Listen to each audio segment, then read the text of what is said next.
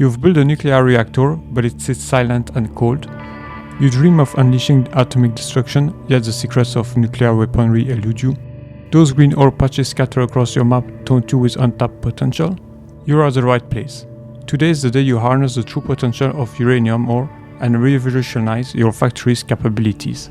You transform those enigmatic green ore deposits into tremendous power generation that will make your coal and solar setup look like primitive technologies, and devastating weapons that will obliterate those biters once and for all. You're about to grow your factory to new heights. We'll walk through every essential step of the uranium process, from extracting the raw ore to mastering the enrichment cycle.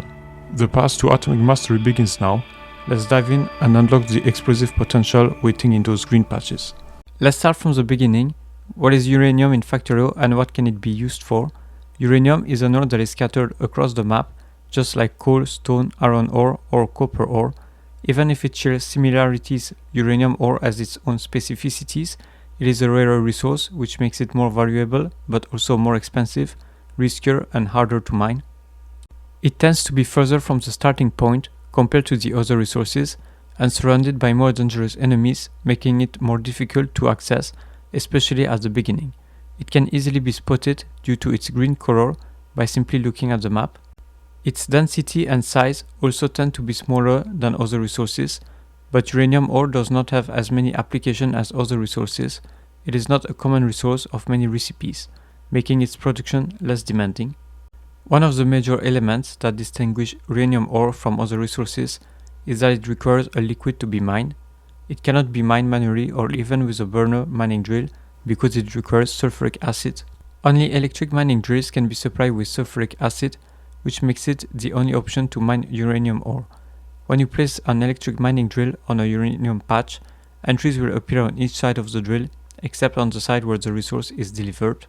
It also requires to research the uranium mining technology to be able to mine uranium. Another important difference with the other resources is the mining speed. The mining speed of an electric drill is 0.5, but when drilling uranium ore, that mining speed is cut in half, dropping to 0.25. It will have multiple effects. It will slow down the patch depletion, but it will also considerably affect the throughput, as a patch of similar size that supports a similar amount of drills will produce twice as little items compared to other resources. Fortunately, electric mining drills can have their productivity or speed boosted, providing a solution to this problem. They support 3 module slots that can be used as you wish, and beacons can be added to boost the performance even further. But why would you even bother to mine uranium? Most of the recipes don't need it, and it is hard to mine. It is certainly not used in many recipes, but it is used in very powerful ones. It gives access to nuclear power and higher damaging ammunition. It will unlock the production of uranium fuel cells that can be consumed by nuclear reactors. Nuclear reactors don't produce electricity themselves, but they produce a tremendous amount of heat that can then be consumed and transformed into power. It is the most powerful production available. It can run steam turbines that themselves can generate up to 5.82 megawatt. The second higher power generation is a steam engine with only 900 kilowatts. Uranium ore also gives you access to higher damage run magazines, cannon shells, explosive cannon shells, and the atomic bomb. Those tools will help with strengthening your defenses and ease your exploration. Fuel cells can also be used as fuel in other machines such as trains and cars. Uranium is not essential early on, but it unlocks powerful technologies. The only thing separating you from those technologies is sulfuric acid, the essential liquid to mine uranium. So how can you produce it? To produce this liquid, you will first need to unlock the sulfur processing technology. It will allow you to produce sulfur, which is a key ingredient to produce sulfuric acid. Both the sulfur and the sulfuric acid are produced in a chemical plant. Let's not dive too much into the details. To produce sulfur, you will need water and petroleum gas, and to produce sulfuric acid, you will need to produce sulfur, iron plates, and extra water. Chemical plants don't only consume or produce liquids, they can also consume and produce solid items. It means those items can be taken or placed on a belt. That is what you will need to do for the produced sulfur. It will be produced by a chemical plant first, before being consumed by a second one, as well as iron plates to produce sulfuric acid. The chemical plant has multiple entries to consume and deliver liquid. That way, you can supply the water and transport the produced sulfuric acid using pipes and deliver it directly to your electric mining drills or store it in a storage tank. This second option is probably wiser, as you can create a buffer of sulfuric acid in case its production were to be altered for whatever the reason it might be. For example, you could run out of sulfur that is a key ingredient. This would not affect you directly. Your electric drills would still mine uranium ore while fixing the issue. Chemical plants production can be boosted using modules, as they have 3 slots for modules. It is also very likely you'll need to transport the sulfuric acid by train. Tanks will also be very useful, as your train will need to wait for the liquid to be produced if the tanks are full when loading. And they won't need to wait either when unloading to your electric mining drills. That will also avoid downtime for your electric mining drills when the train needs to reload the sulfuric acid. When transporting the liquid by train, you can use one train to transport the liquid and the uranium, but that will make the design more complex when loading and unloading trains. The second option is to have 2 different trains, one that loads and unloads the sulfuric acid and the other one that loads and unloads the uranium. It will also help if there is an issue with one of the trains, the other one will not be affected. When using 2 different trains, one for the uranium and one for the sulfuric acid, the train conditions can be set as follow for the uranium trains. When the train is at the unloading stop, it should wait for the cargo to be empty. It means the train won't start moving before all the cargo is empty, which means every car needs to be empty of uranium in this case. This condition could be enough, but your train will run out of fuel if you provide it manually, so you would ideally have some coal delivered to the locomotive using belts and inserters. The inserters should have enough time to fill the locomotive with coal or any other fuel, but you can add a condition to be extra safe. This condition is all locomotive fully fueled. It is set as an AND condition. It is very important because it means both conditions need to be satisfied for the train to start moving. In other words, it means all the cars of the train need to be emptied and all the locomotive of the trains need to be full of fuel. This condition does not have to be set when unloading the resources, but you will usually unload resources close to your base and therefore have an easier access to fuel resources. Similar behavior can also be achieved with other conditions, but those are fairly simple and straightforward. When loading, you will need a single condition, full cargo inventory. It means the train will stop until its cargo is full. Its cargo will be full when all its cars are filled with resources, in this case uranium.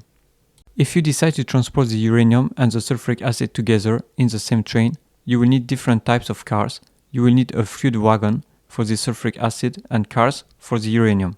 You will also need to set up your loading and unloading stations accordingly, so it can load and unload both the sulfuric acid and the uranium from the correct car.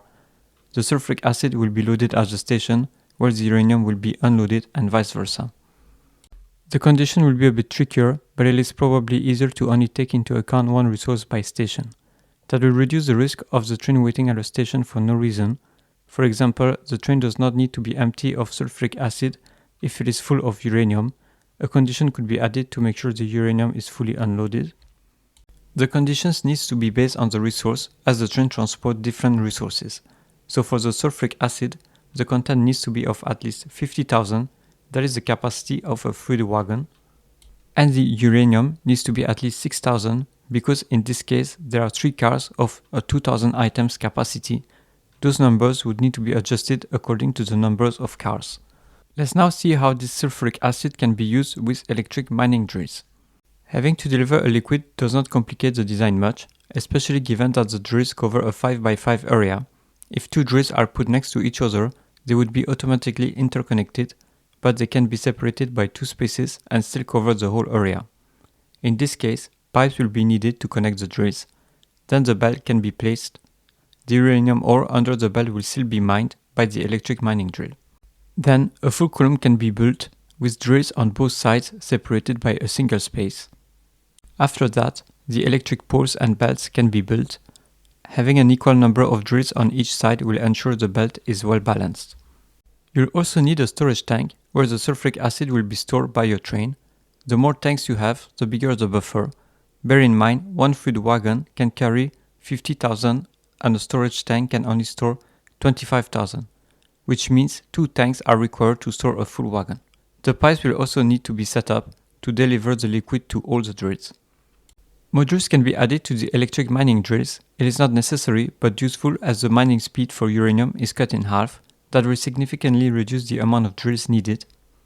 For example, it takes 24 drills to produce 15 items per second with speed modules of level 3, but 60 to produce the same amount without speed modules. You don't always have the option to add more drills given the patches have a limited size. To produce 30 items and fill a full red belt, it would take 48 electric mining drills. To produce 45 items and fill a full blue belt, it would take 72 electric mining drills. These are simple designs that are easy to start with. So far, you know what uranium is, how it can be found, how it can be mined, and what it is used for, but uranium ore cannot be used in its raw form. Copper and iron ore need to be smelted. Uranium ore cannot be smelted either, but it needs to be processed. To do so, you need to use a centrifuge. It takes 100 concrete, 50 steel, 100 iron gear wheels, and 100 advanced circuits to craft a centrifuge. You will also need the uranium processing research to be able to craft one. A centrifuge has a power consumption of 362 kW.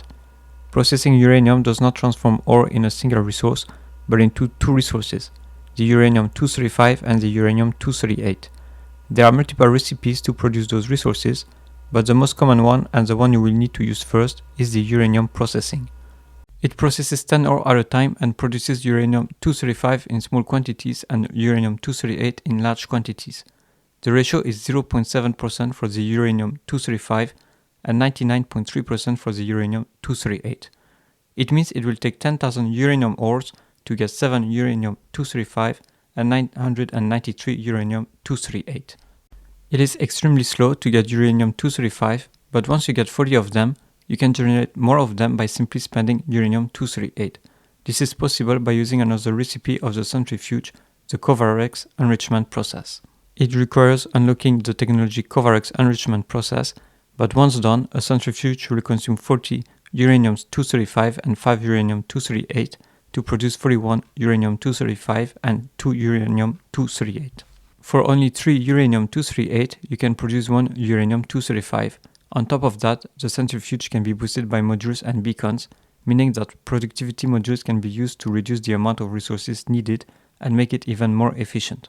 You might not see the need to produce uranium-235 at first, but it is a key ingredient of nuclear fuel, uranium fuel cells, and atomic bombs. Having a good supply will always be useful. There are two more recipes that can be used by the centrifuge. One is the nuclear fuel. It is an alternative to other fuels that will give acceleration bonus to vehicles. And there is the nuclear fuel reprocessing.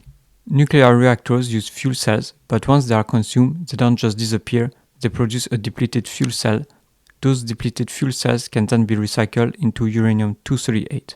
5 depleted fuel cells will reproduce 3 uranium-238. You should now be ready and more comfortable to mine and use uranium effectively. See you soon for another video.